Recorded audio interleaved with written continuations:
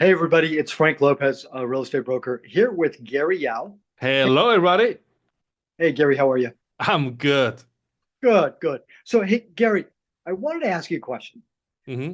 I get this asked all the time, and it's a very generic question. I want to see if you could give us a little bit of detail on your take on things. And the question is, when will real estate ever go down? Okay, when will real estate ever go down? The short answer is it won't go down in the foreseeable future. Like it will not go down next year. It will not go down the next after. So that's the answer. It will not go down. We Okay, can end so it here now. now to really look at the last time that prices went down. And at least in terms of my career, Hmm. the only time that I remember prices ever going down, they went down, and that was during the mortgage meltdown in 2026, which for a lot of us. Uh, 2008, right? I'm sorry. Are you Yeah, looking to the future? 2026? yes, yes, I am. Yes, I'm crystal balling. So yes, going back 20 years to 2006. Hmm. During the mortgage meltdown, and I'm not even sure. No, I know you weren't in real estate at that time. No, I wasn't. And I have very few friends that were that are in business now that were in business at that time, mostly because that's how bad the market got. Hmm. That's the only time in my history Hmm. that I ever saw prices go down. And yet, I'm working with some buyers right now, and they're young-ish. They have young children, Hmm. young children. So I'm not sure their age, but I assume that they're both young. Like thinking, very early 30s, late 20s. And Hmm. keep insisting that well, we want to wait for rates for prices to go down. Oh, And they were kids when prices went down back during the mortgage meltdown. What makes people keep insisting that prices are going to go down? Why? Why do they well, think? Well, why do they think they will? I can tell you right now that But we because you already answered that it's not going to go down. But why do you think? Why do you think people assume that prices will go down again? that's called confirmation bias. When you consume content on social media that feeds on your desire for something, that's the best way I can answer it. So, so we just went from a real estate a video Hmm. to a psychology video. I wouldn't say that. Yeah, I mean, I wouldn't say that as much, but like, let's say, for example, you and I, if we're in real estate, so of course we'll look everything into the lens of real estate. But in terms of economy or in terms of how everything is evolving, we know that we don't have enough inventory to feed this I would say demand for properties. We just don't have that. But you and I were in this industry, so of course we can talk about it and we can look at the data that supports our our thesis. And it's not so much a thesis. You have been seeing that interest rate went up at some point at 8%. Was no, Dr. Ron, last year.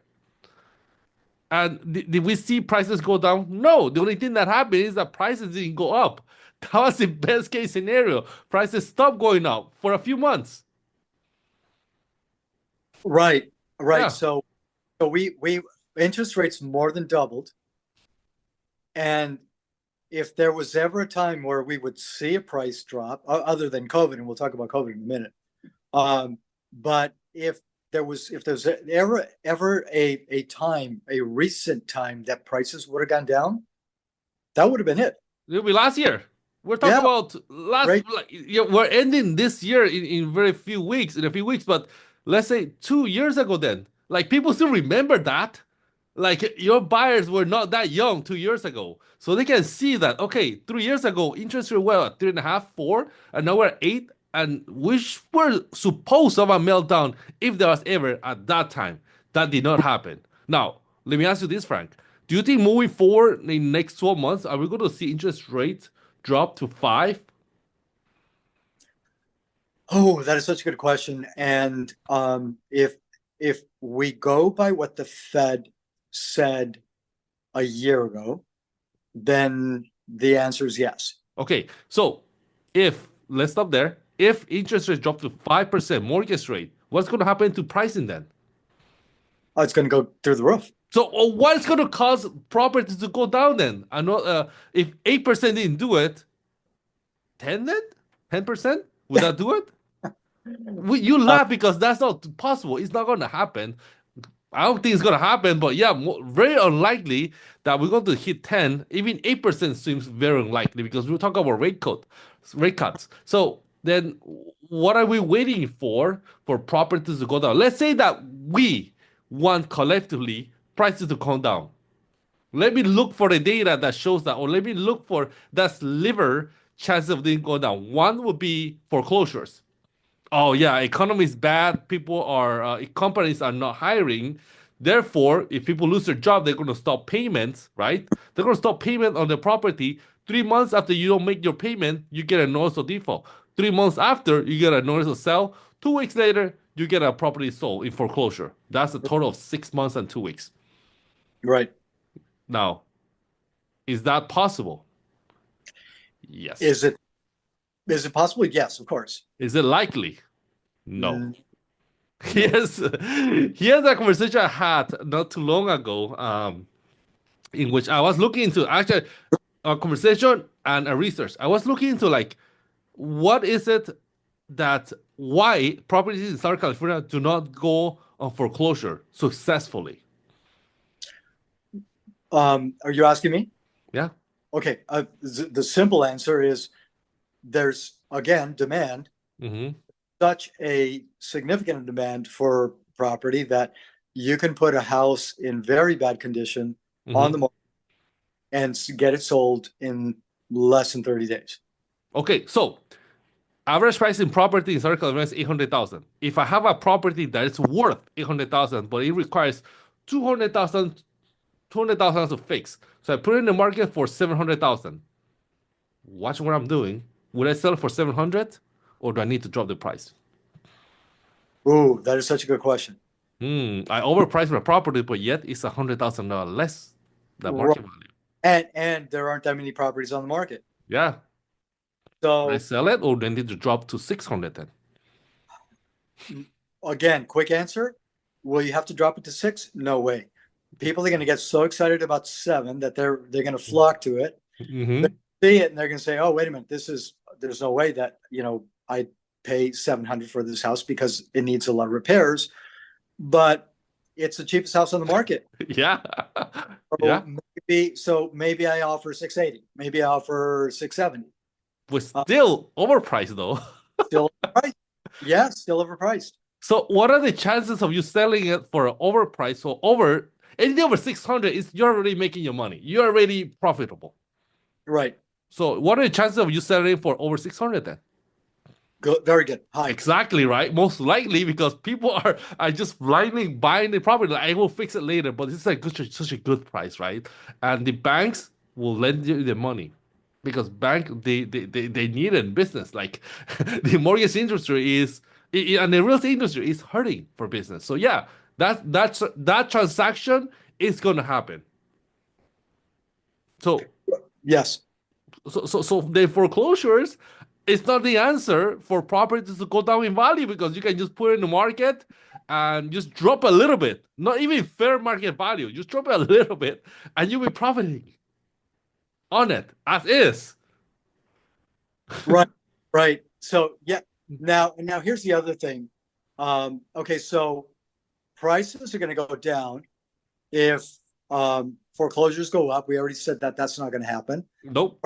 Prices are going to go down if we have an overabundance of properties on the market. Talk about that. Well, one way that properties are And let me catch. let me, let Mhm. me ask you to actually let me make my question more specific. Um, the baby boomers that are getting up in age Yeah. that have that 3 bedroom, 4 bedroom two-story house Mm-hmm. that are wanting a one-story house. Kids are gone. They don't need a house that size. So what about, and I heard the term silver tsunami, that we were going to see us, or that we will see a silver tsunami of baby boomers putting their homes on the market and everybody moving to a retirement home in Arizona. Let me ask you this. What happened? There we go. What happened to the silver tsunami? That's a good theory, and it sounds beautiful. But let me ask you though, like you spent how many baby boomers do you see, or anybody at all, moving to Arizona? Do you know any? A Do you know lot. any? I Oh no, don't know a anybody. lot. No, I have a lot of clients that are moving out of state. Okay, they're moving out of state. Good. And the ones that are moving out of state are the baby boomers, are Yeah. old, retired, Hmm.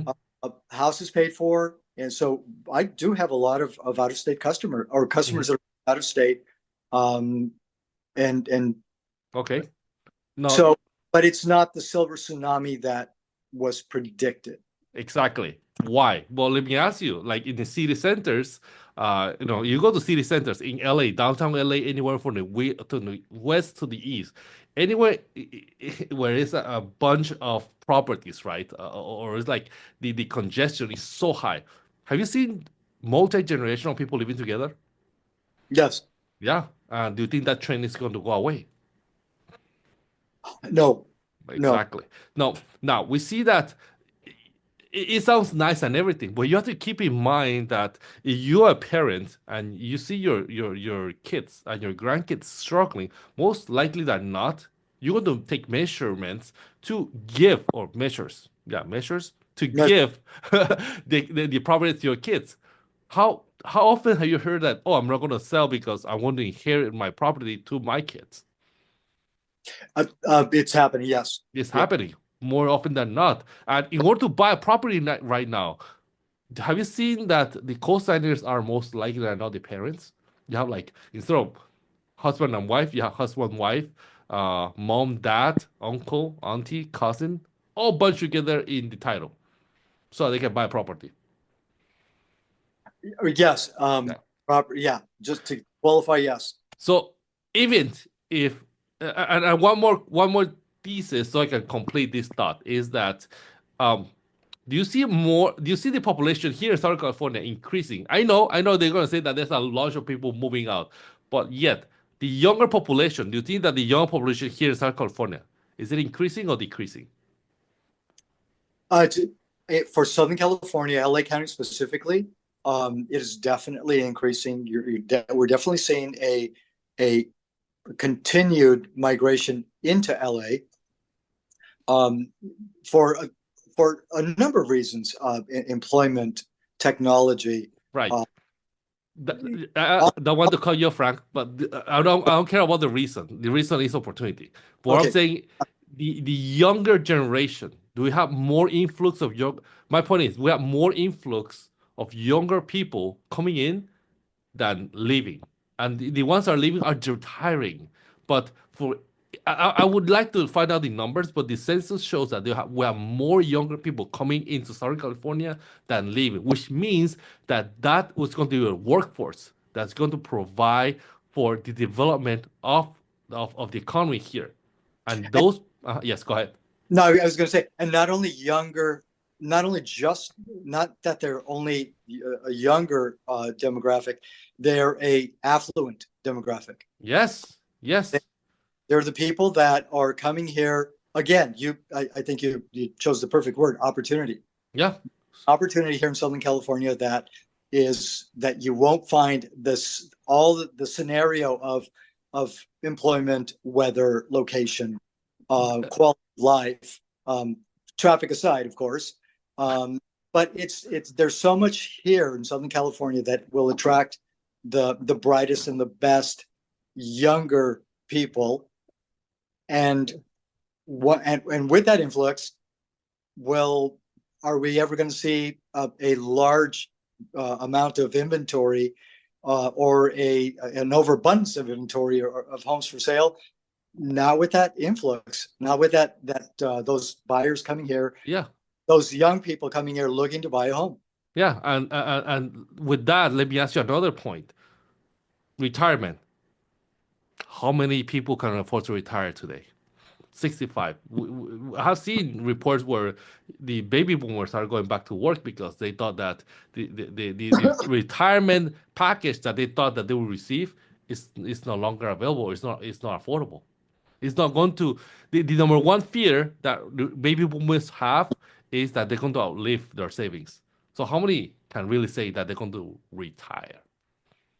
Um, Good question. A good Yeah. question. But that's also driving a lot of retirees out of the state because you could find a much lower cost of living in a number of other states. So that's also driving the baby boomers to move to another state. We can speculate on that, but I will tell you that those who left the state are finding out that if they have to find a job, like in the middle of nowhere, you will not find a job. If you can have your house all paid off, but you need money for your medical expenses, good luck. There's no job for you. So just to summarize then, Gary, because I know we're running short on time. We did run a lot out, but I So, enjoyed this conversation. but we keep, the topic is when will prices go down? It So, won't. so we've just spent the last 10 minutes talking about all the reasons why people keep coming here, Mm-hmm. why prices of homes are not going down, the Mm-hmm. typical stuff that would drive prices down, like foreclosures, Mm-hmm. high interest rates, not resulting in a price reduction at all. And I'm going to throw this last one thing in, even though I know we're running really long on time. COVID. That's the We thing of the past. That's a Yeah. dinosaur. Well, wait a minute. But COVID was literally, for a lot of people, the thought was this is the end of the world. Yes. And we're talking about worldwide, and there was this fear that this is the most horrific thing that could happen to anybody in anyone's lifetime. Yes. It was scary because we didn't know enough about it. The Right. bottom line, Gary, is if COVID couldn't destroy the real estate market, if COVID couldn't drive prices down, the end of the world couldn't drive prices down. When the heck will prices ever go down? It won't. They won't. Again, it won't. They But won't. Frank, our time is up. But it's been a pleasure talking with you. I'll talk Take to you care. next time. Talk to you soon.